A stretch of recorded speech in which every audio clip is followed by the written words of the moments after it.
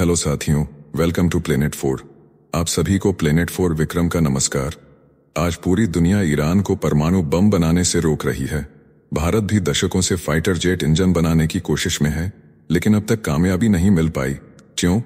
क्योंकि जिन देशों के पास ये तकनीक है वो इसे किसी को नहीं देना चाहते। वो सिर्फ हथियार बेचने में रुचि रखते हैं, तकनीक साझा करने में नहीं। पश्चिमी देश चाहते हैं कि भारत हमेशा उनसे नीचे रहे, लेकिन अगर आप में हिम्मत हो, दिमाग तेज हो और आपके पास जासूसी का नेटवर्क हो तो कोई भी तकनीक आपसे दूर नहीं रह सकती। दुनिया में पैसे के लिए कुछ भी बिकता है, तकनीक भी, और उसे छुपाने वाले भी। यही चीन ने किया। उसने अमेरिका से एक एक तकनीक चुराई। आर्टिफिशियल इंटेलिजेंस हो या क्वांटम कंप्यूटिंग, फाइटर जेट हो या हाइपरसोनिक मिसाइल, चीन ने कभी रिसर्च पर समय नहीं गंवाया। उसने दूसरों की मेहनत पर खेला, पैसा लगाया और अंदर बैठे गद्दारों को खरीदा। नतीजा, आज चीन के पास अमेरिका जैसी ताकत है, यहां तक कि उसका अपना स्टील्थ बॉम्बर है। और अभी हाल में ChatGPT को टक्कर देने वाला DeepSeek भी लॉन्च कर चुका है।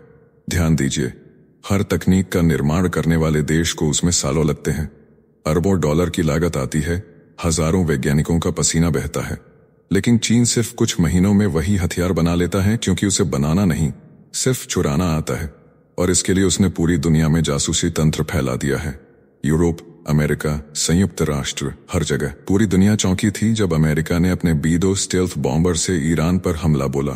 लेकिन उससे भी बड़ा धमाका तब हुआ जब खुलासा हुआ कि इस खतरनाक बमवर्षक की सबसे गोपनीय तकनीक एक भारतीय मूल के इंजीनियर नौशिर शेरयारजी गोवाडिया ने गढ़ी थी। और फिर वही तकनीक चीन को बेच दी गई। नौशिर का जन्म मुंबई में हुआ था। वो 1907 के दशक में अमेरिका गया और वहां नॉर्थअप ग्रुमन जैसी कंपनी में 2 दशकों तक काम करता रहा। P2 स्पिरिट जैसे अमेरिका के सबसे गुप्त प्रोजेक्ट्स में उसने अहम भूमिका निभाई। लेकिन 2005 में जो मामला सामने आया, उसने अमेरिकी खुफिया तंत्र की चूलें हिला दी। आरोप था कि नौशिर ने चीन को वही स्टील्थ तकनीक बेची जो अमेरिकी मिसाइलों और बमवर्षकों को रडार से अदृश्य बनाती है। उसने सिर्फ फॉर्मूला ही नहीं, बल्कि एग्जॉस्ट सिस्टम की ब्रीफिंग तक दी, जिससे मिसाइल की हीट सिग्नेचर को कम किया जा सके। यानी चीन को उसने न केवल पेपर पर गाइड किया, बल्कि टेक्निकल खामियां भी ठीक की। टेस्टिंग फैसिलिटी में खुद जाकर प्रेजेंटेशन भी दिया। यानी चीन का जो आज H-20 बॉम्बर है, उसकी रीढ़ अमेरिका के B-2 से निकली है और उसे दिया गया भारत के ही एक बेटे के हाथों। अब सोचिए, चीन इस चुराई हुई तकनीक से अमेरिका को टक्कर दे रहा है, और भारत आज भी लाइसेंस पर हथियार लेता है, जेट इंजन का सपना देखता है, परमाणु सबमरीन पर सहारे ढूंढता है, क्योंकि भारत आज भी ईमानदार है। भारत अपने वैज्ञानिकों से डेटा मांगने में भी हिचकता है, डरता है कि विश्वास न टूट जाए। जबकि अमेरिका में लाखों भारतीय हैं जो बड़ी बड़ी कंपनियों में टेक्निकल टीम का हिस्सा हैं। सोचिए, अगर भारत भी चीन की तरह इनसे डेटा खींचना शुरू कर दे तो क्या उसे सुपर पावर बनने में दशकों लगेंगे? भारत नैतिकता में विश्वास रखता है, लेकिन दुनिया की हकीकत यह है कि चीन जैसे देश नैतिकता नहीं, रणनीति से जीतते हैं। वो हमारी प्रतिभा को भी हथियार बनाकर हमें ही पीछे छोड़ देते हैं। हम समझते हैं कि हम सीधे हैं, पर असल में आज के दौर में सीधापन कमजोरी बन चुका है। चीन आज सुपर पावर बनने की होड़ में आगे है, क्योंकि उसने चोरी को भी विज्ञान बना दिया है। और भारत आज भी पूछ रहा है, क्या हम भरोसे के काबिल हैं? अब भारत को तय करना है, क्या हम सिर्फ सपनों में जिएंगे या चीन की तरह साजिशों से जवाब देंगे? क्योंकि दुनिया सिर्फ ईमानदारों की नहीं, चालाकों की भी सुनती है। नौशिर शेरयारजी गोवाडिया का मामला इतिहास की सबसे सनसनीखेज गद्दारी कहानियों में से एक बन चुका है। एक भारतीय मूल के वैज्ञानिक ने न केवल चीन को बल्कि जर्मनी, इजराइल और स्विट्जरलैंड जैसे देशों को भी अमेरिका की स्टील्थ तकनीक की जानकारी बेच दी। उसने केवल $1,10,000 यानी लगभग 91 लाख रुपए लेकर वह राज चीन को सौंप दिए, जिससे चीन को हजारों करोड़ का फायदा और अमेरिका को अरबों डॉलर का नुकसान हुआ। यह कोई मामूली घटना नहीं थी। अमेरिका की वायुसेना और FBI की संयुक्त जांच के बाद 2005 में गोवाडिया की गिरफ्तारी हुई और 2010 में उसे 17 में से 14 मामलों में दोषी पाया गया। अदालत ने उसे 32 साल की सजा सुनाई, ताकि बाकी वैज्ञानिकों और कर्मचारियों को यह चेतावनी दी जा सके कि राष्ट्रीय सुरक्षा से खिलवाड़ करने का अंजाम कितना भयावह होता है। सबसे चौंकाने वाली बात यह है कि अमेरिका की सबसे गोपनीय स्टील्थ तकनीक आज चीन के H-20 बमवर्षक में उपयोग हो रही है, जिसका इस्तेमाल वह अमेरिका और भारत दोनों को आंखें दिखाने में कर रहा है। कोवाडिया ने यूरोपीय TH-98 हेलीकॉप्टर की जानकारी भी स्विट्जरलैंड भेजी थी। यह केवल टेक्नोलॉजी चोरी नहीं थी, यह एक सुपर पावर को रणनीतिक रूप से कमजोर करने की साजिश थी। अब जरा सोचिए, एक भारतीय नागरिक ने अमेरिका की टेक्नोलॉजी तो चुरा ली, मगर अपने मूल देश भारत को एक भी जानकारी नहीं दी। क्यों? क्योंकि भारत आज भी एक ईमानदार देश है जो भरोसे पर चलता है, जबकि चीन ने उसी भारतीय का इस्तेमाल कर डाला और उसे पैसा देकर अमेरिका को मात देने की तैयारी कर ली। चीन की यही चालाकी उसे खतरनाक बनाती है। भारत को इससे एक सबक लेना होगा।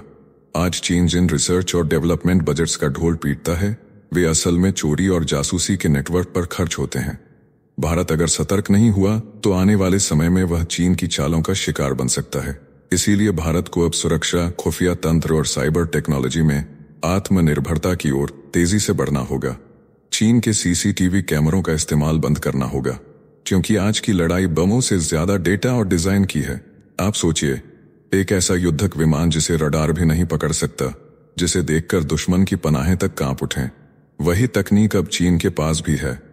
नौशिर की कहानी सिर्फ एक इंजीनियर की नहीं है, यह लालच, तकनीक और गद्दारी की त्रासदी है जिसने दुनिया के सबसे संवेदनशील रक्षा संतुलन को तोड़ डाला। कोर्ट में जब नौशिर के खिलाफ सुनवाई चली तो उसने अपनी तरफ से यही दलील दी, मैंने सिर्फ पब्लिक डाटा साझा किया है। लेकिन अदालत में यह साबित हो गया कि उसके पास टॉप सीक्रेट क्लासिफाइड दस्तावेज थे और उसने उन्हें विदेशी ताकतों को बेचा, यानी चीन जैसी सैन्य महत्वाकांक्षी शक्ति को। उसने वो तकनीक बेची जो B-2 स्पिरिट बॉम्बर की सबसे बड़ी ताकत थी, रडार से अदृश्यता। अब जरा सोचिए, जिस टेक्नोलॉजी के दम पर अमेरिका ने खुद को दशकों तक वैश्विक सैन्य शक्ति बनाए रखा, वही टेक्नोलॉजी अब चीन के पास है, और वो भी एक गद्दार के जरिए। इससे न केवल अमेरिका की सैन्य गोपनीयता भंग हुई है, बल्कि भारत जैसे देशों की सुरक्षा भी खतरे में पड़ गई है, जो चीन की विस्तारवादी सोच से पहले ही सतर्क रहते हैं। यह घटना एक चेतावनी है। आज की जंग केवल बम और मिसाइल की नहीं है, यह जंग है डाटा, तकनीक और विश्वास की। जब एक व्यक्ति लालच में अंधा होकर गोपनीय फाइलें दुश्मन को सौंप देता है तो पूरा देश खतरे में आ जाता है। यही तो वजह है कि पूरी दुनिया आज चीन से सतर्क है। कोई उसे अपने देश में घुसने नहीं देता, लेकिन कमजोर देशों को पैसों का लालच देकर, उन्हें लोन, निवेश और सपनों का जाल दिखाकर वो अंदर तक घुस जाता है। फिर क्या करता है? जमीन चुराता है, सरकारें गिराता है और पूरे सिस्टम को अपनी जेब में कर लेता है। भारत तो समझ चुका है चीन की चाल, लेकिन अब खतरा है हमारे पड़ोस में। नेपाल और बांग्लादेश जैसे देशों को चीन धीरे धीरे अपने शिकंजे में कस रहा है। इंफ्रास्ट्रक्चर के नाम पर जासूसी का जाल बिछाया जा रहा है और सारा खेल भारत को घेरने का है। पाकिस्तान पहले ही चीन की कठपुतली बन चुका है, अब बिना इजाजत के हिल भी नहीं सकता। और अब वही हालत बांग्लादेश में बनती दिख रही है, यानी भारत के चारों ओर चीन की खरीदारी चालू है। और सबसे बड़ी बात, अब चीन भारत से दोस्ती की नौटंकी कर रहा है, क्योंकि अमेरिका से लेकर यूरोप तक उसे नकार दिया गया है। अब भारत को चाहिए कि वह मुस्कुराए जरूर, पर आंखें खुली रखे, क्योंकि ड्रैगन की मुस्कान में हमेशा जहर छिपा होता है। आज अगर दुनिया में किसी एक देश को सबसे चालाक और खतरनाक माना जा रहा है तो वो है चीन। ये देश केवल सेना या व्यापार में तेज नहीं है, बल्कि टेक्नोलॉजी की चोरी में मास्टर है। उसके जासूसों का नेटवर्क चारों दिशाओं में फैला हुआ है, अमेरिका से लेकर जर्मनी तक, इजराइल से लेकर भारत तक। जहां भी कोई नई तकनीक बनती है, चीन के एजेंट पहले से वहां मौजूद होते हैं। इन्हीं संतों के दम पर वह दावा करता है कि कभी वह चांद पर पहुंच गया तो कभी उसने 6th जनरेशन फाइटर जेट बना लिया। मगर असली चालाकी वहां शुरू होती है, जहां चीन दुनिया को लूटने के बाद खुद को बचाने के लिए अंदर से एक लोहे की दीवार खड़ी कर देता है। चीन में सेंसरशिप इतनी कड़ी है कि वहां से कोई भी तकनीकी जानकारी बाहर लीक नहीं हो सकती। वो पूरी दुनिया से चोरी कर लेता है, लेकिन अपनी एक लाइन भी बाहर नहीं निकलने देता, यानी उधार की दौलत से किला बनाना, लेकिन उस किले में खिड़की तक न रखना। यही है चीन का असली खेल। इस चालबाजी को रूस ने सबसे पहले समझा।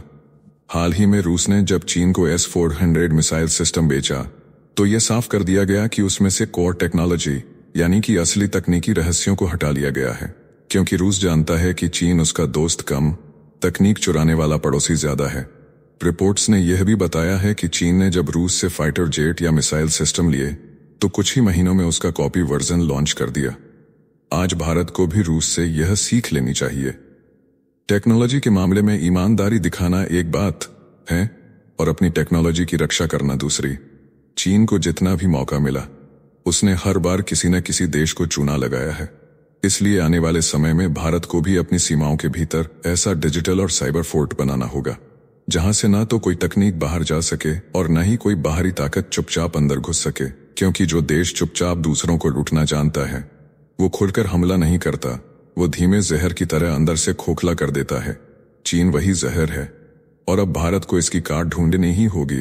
भारत के सामने अब दो रास्ते हैं, या तो हम अमेरिका और रूस जैसे देशों के आगे हाथ फैलाते रहें, सौदेबाजी करते रहें और ड्रिप पर लगे मरीज की तरह तकनीक टपकने का इंतजार करें, या फिर हम अपने रो को इतना सशक्त करें कि वो सिर्फ आतंकवाद नहीं टेक्नोलॉजी के मोर्चे पर भी दुश्मनों की नींद उड़ा दे। आज का युग ज्ञान और तकनीक की जंग का है। परमाणु हथियार, fighter jet engine, AI, quantum, ये सब भविष्य के युद्ध के टूल हैं। जो देश ये हथियार बनाएगा वही अगली सदी का बादशाह बनेगा। भारत को सिर्फ ईमानदार कोशिशों से नहीं बल्कि धूर्तता, चतुराई और रणनीति से भी लड़ना सीखना होगा, ठीक वैसे ही जैसे चीन ने किया। इस वीडियो में फिलहाल इतना ही, जल्द मिलते हैं एक और नई अपडेट के साथ। जाने से पहले वीडियो को लाइक करके चैनल को सब्सक्राइब कर लें।